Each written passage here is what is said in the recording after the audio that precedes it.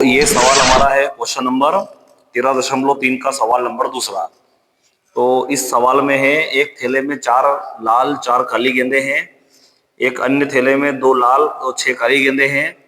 दोनों में से एक चुनते हैं, उसमें से एक गेंद निकल जाती है जो लाल है, और इस बात की प्रायिकता ज्ञात करो कि वो पहले थैले में से निकली गई है। तो सबसे पहले क्या करेंगे अपन, यहाँ पे E1 E2 और ये मानते हैं, तो E1 किसको मानेंगे, पहले थैले को, E2 क्या मानेंगे, दूसरे थैले को। और वहां पे बोला गया है कि वो क्या निकाल रहे हैं, गेंद किसी लाल है, तो ए क्या हो जाएगी, लाल गेंद। सबसे पहले हम क्या करेंगे, मान लो लाल गेंद निकालने हैं, सबसे पहले सिलेक्शन क्या रहेगा हमारा कि हम कौन सा बैग लें। सबसे पहले रहेगा सिलेक्शन कौन से थैले की बात है, तो PE1 बराबर PE2। अगर पहला थैला लेते हैं तो 2 थैले में से एक चुन रहे हैं, तो उसकी संभावना भी क्या रहेगी, और E2 रहेगी तो वो भी 1/2, क्योंकि 2 थैले उसमें से E2 चुन रहे हैं, मतलब 2 में से एक चुन रहे हैं, तो ये भी हो जाएगी 1/2।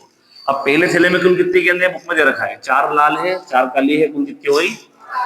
और यहाँ दूसरे थैले में कितनी गेंदें हैं, 2 लाल है 6 काली है, ये भी कितनी गेंदें हो गए भैया, 8 गेंदें हो गई। अब यहाँ पे इसका मतलब क्या होता है, PA/E1 का मतलब होता है कि ये वाली घटना घटित हो चुकी है और ये निकालना है। मतलब अपन बैग कौन सा ले चुके हैं, अपन पहला बैग चुन चुके हैं, उसमें से लाल गेंद निकालना। तो क्या आ जाएगा हमारा कि पहले बैग में कितनी गेंदें है भाई, कुल कितनी गेंदें 8, उसमें से 4 लाल कितनी है, 4 4/8 हो जाएगा। PA/E2 में क्या होगा, 2 लाल गेंदें हैं उसमें से, और कुल कितनी गेंदें हैं, 8।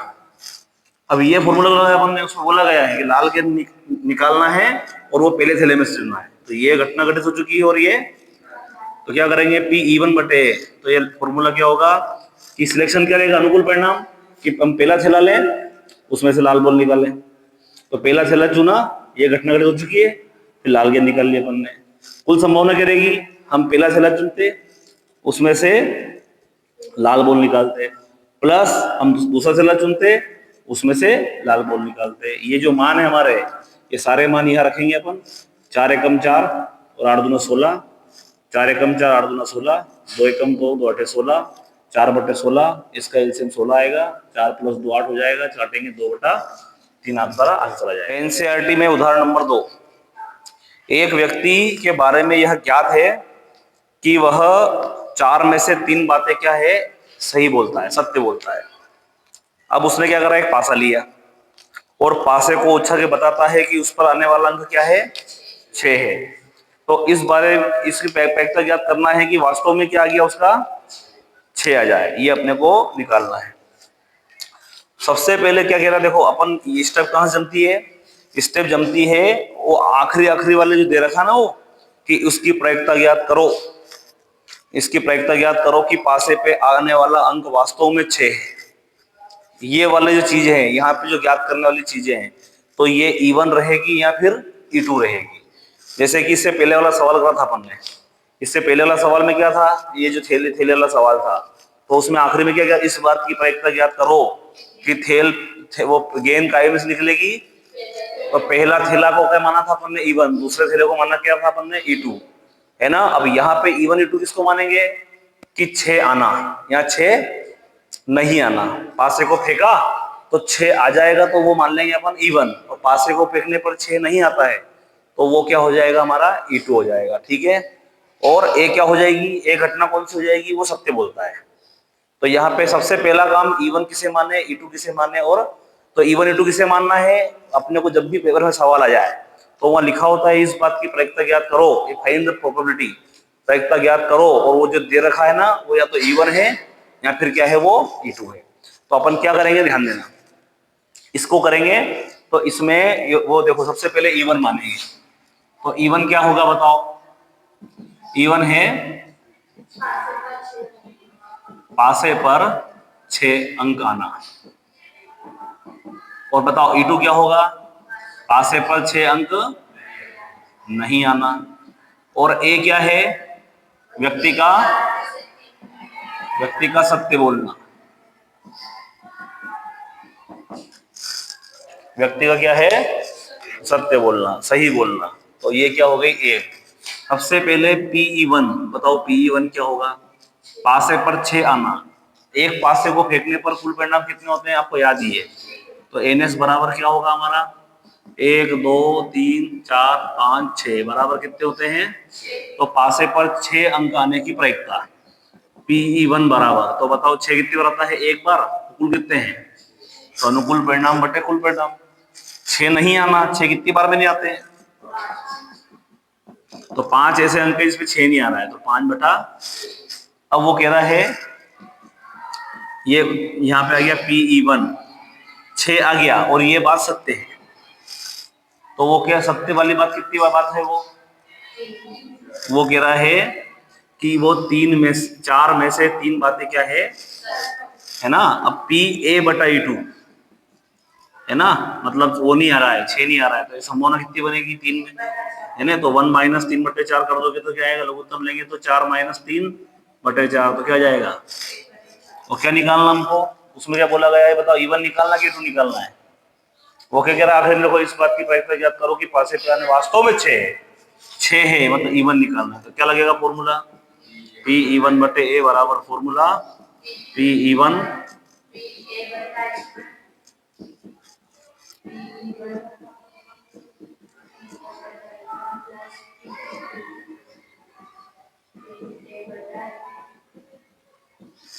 तो क्या हो जाएगा हमारा? PE1 की वैल्यू है हमारी 1/6 गुणा PA/E1, ये हो जाएगा 1/6 गुणित 3/4 प्लस 5/6 गुणित 1/4। तो क्या आएगा? 3 एकम 3, 6 चौक 24, 3 एकम 3, 6 चौक 24, 5 एकम 5, 6 चौक 24, तो 3/24। लघुत्तम क्या आएगा हमारा? 24। 5 और 3 क्या हो जाएगा? चेक करो आंसर, 3/8। ये सवाल है हमारा काय का? न्यूनतम दूरी का, है ना। तो न्यूनतम दूरी में क्या करेंगे? पहले इसको अपन बदलेंगे A+I में। तो कैसे करेंगे इसको ध्यान देना, पहले आराम से इससे गुणा कर लो आप। तो पहले समीकरण में जैसे R बराबर क्या होगा? I का करो इसमें, ये हो जाएगा I, और T का करेंगे तो माइनस का T आयोटा, T का J में करो तो ये TJ - 2J, ये हो जाएगा 3K - 2TK। ऐसे इसका भी करो, यहाँ पे R बराबर क्या आएगा? SI प्लस I, ये हो जाएगा 2SJ - J - 2SK - K। तो हो जाएगा R बराबर क्या करेंगे अपन इसमें? बिना मतलब T को, बिना T वाले कौन कौन है? एक तो ये है, एक ये है, और एक ये है। तो इसको लिख लो पहले, I कैप - 2J कैप और प्लस 3K। अब बचे कुचे में से क्या करो? प्लस T कॉमन निकाल लो। तो T कॉमन निकालो तो क्या बचा? I बचा, काय का बचा ये, है ना। यहाँ पे J बचा, काय का है, और यहाँ K बचा, काय का K है, माइनस का 2K के। और यहाँ पे इसकी बात करें अपन R बराबर, पहले बिना S वाले कौन कौन है? माइनस, वो माइनस, अब S कॉमन निकाल लो, क्या बचेगा यहाँ? यहाँ पे S गया, क्या बचेगा? 2J और माइनस का 2K। ओके, तो ये हो गया हमारा। तुलना कैसे करोगे इसकी तुलना करेंगे R बराबर A+λB। यहाँ T है ना, तो यहाँ T कर दो इसको, और यहाँ R बराबर हो जाएगा A+A1 और B1, ये A2 और यहाँ जाएगा S। तो यहाँ A1 की वैल्यू क्या आएगी? -2J प्लस 3K के, और B1 की वैल्यू क्या आएगी? माइनस का I कैप प्लस का J कैप माइनस का 2K। A2 का मान क्या आएगा? I - J माइनस का K, और B2 का मान क्या आएगा? अब क्या करते हैं अपन इसमें, पहले निकालेंगे A2 - A1। तो A2 - A1 निकालेंगे तो A2 - A1, तो क्या आएगा? A2 - A1 में A2 क्या है? I - J - K, माइनस कोष्टक में, कोष्टक खुलेगा तो क्या होगा?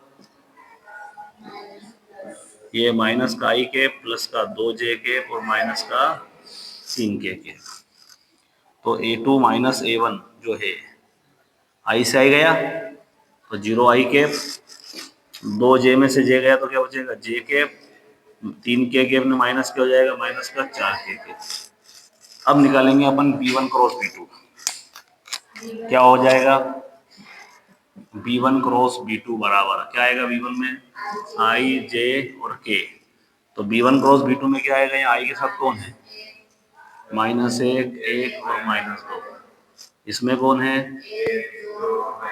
अब इसको करो यहाँ पे I, ये हट जाएगा, ये हट जाएगा, 1 2 -2 2, ठीक है। -j हल करते हैं इसको मैट्रिक्स को, तो ये अवयव को, सॉरी सारणिक को, तो क्या बचेगा -1 1 -2, फिर प्लस k कैप, ये हट जाएगा तो -1 1 2, इसको हल करो तो 2 एकम 2 और माइनस,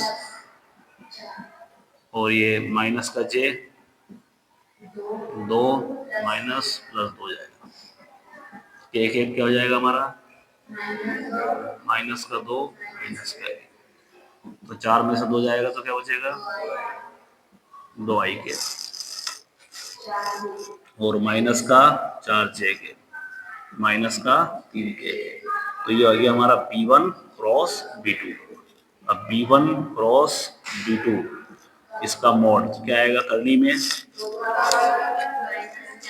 ये हो जाएगा हमारा 2 का स्क्वायर, ये हो जाएगा माइनस का 4 का स्क्वायर, ये हो जाएगा माइनस का, तो ये 2 का स्क्वायर क्या होगा 4, ये हो जाएगा 16, ये हो जाएगा 9, 16 9 29। तो ये B1 क्रॉस B2 का जो मॉड है वो कितना आ गया हमारा 29 आ गया है ना। अब क्या लगाएगा फॉर्मूला बताओ, एस डी बराबर दिख रहा ना, हाँ एस डी बराबर क्या होता है A2 minus A1 B1 cross B2 बटे में इसका मोड। तो A2 माइनस A1 क्या है, तो A2 माइनस A1 क्या निकाला तुमने, 0i cap plus j cap minus 4k cap, 0i cap mine और प्लस j कैप माइनस का 4k cap into B1 cross B2 कितना आया 2i cap minus 4j cap और माइनस का, और बटे में इसका मोड कितना आया 29। अब इसका गुणा कैसे करते हैं भाई, आई वाले का आई वाले में, 2 का 0 में, 1 का -4 में, -4 का -3 में, प्लस का 12 है ना, हो गया, और बटे में तो 12 में से 4 गया तो इकाई।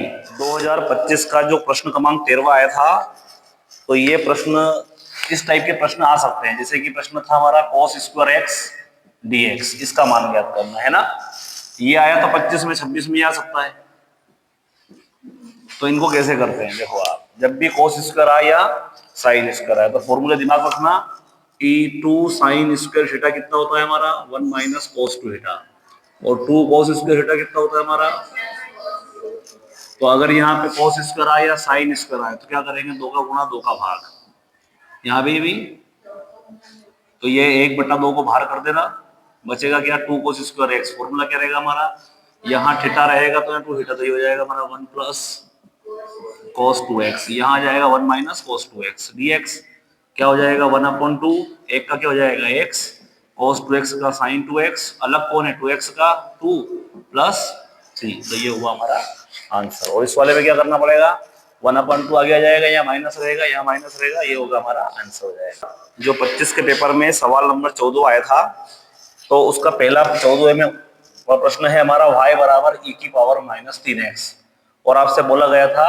कि सत्यापित करो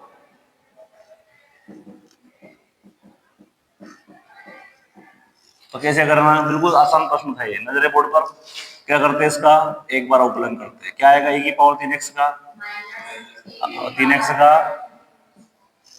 का अवकलन करेंगे ना, ऐसे करते हैं फलन का फलन, तो d/dx हो जाएगा x का 1 हो जाएगा तो माइनस का 3 e की पावर -3x, डबल अवकलन पुनः x के सापेक्ष अवकलन करो तो क्या आएगा d2y/dx² बराबर, तो ये -3 तो चले d/dx e की पावर क्या हो जाएगा -3x, तो माइनस का 3 e की पावर 3x का माइनस e की पावर 3 अलग कौन है, तो ये हो जाएगा -3 3 दिया ए की पावर हो जाएगा है ना, -3 x का 1 हो गया, तो ये हो गया हमारा d2y/, अब क्या करेंगे, LHS लेंगे। LHS लेंगे तो ये वाला पोर्शन हटा देंगे।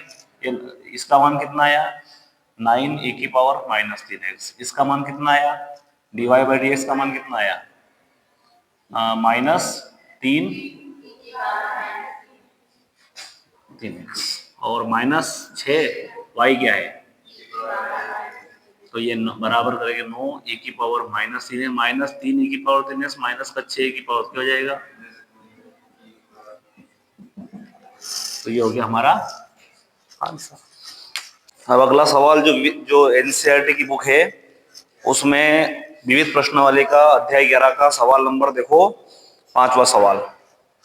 अब वो कह रहा है कि एक रेखा इससे गुजर रही है, बिंदु 1 2 -4 से होकर जाने वाली रेखा इन दोनों रेखाओं पर क्या है, लंब है। तो बताओ यहाँ पे दिया गया बिंदु क्या है, हल करते हैं। तो जो रेखा जिससे गुजरेगी, तो बिंदु क्या दे रखा है, दिया गया बिंदु क्या है, 1 2 -4। तो बताओ इसको a बराबर क्या बोलेंगे, तो a बराबर हो जाएगा हमारा i के प्लस 2j के और माइनस का 4k के। और चूंकि जो रेखा रहेगी, चूंकि क्या बोलते हैं उसको, जो रेखा है इससे जाने वाली रेखा, बिंदु से जाने वाली रेखा जो है इन दोनों पर क्या है, रेखा 1 व 2 पर क्या है, लंब है। तो रेखा 1 के दिक् अनुपात क्या है बताओ, रेखा 1 के दिक् अनुपात जो रहेंगे वो रहेंगे b1 बराबर, या पहले लिख लो, पहले क्या अनुपात है बीच में, 3 - 16 7, तो 3 - 16 और 7, तो b1 बराबर हो जाएगा 3i cap minus 16j cap plus 7। अब रेखा 2 के दिक् अनुपात क्या है, 3 8 - 5, तो क्या हो जाएगा, तो b2 बराबर क्या आएगा,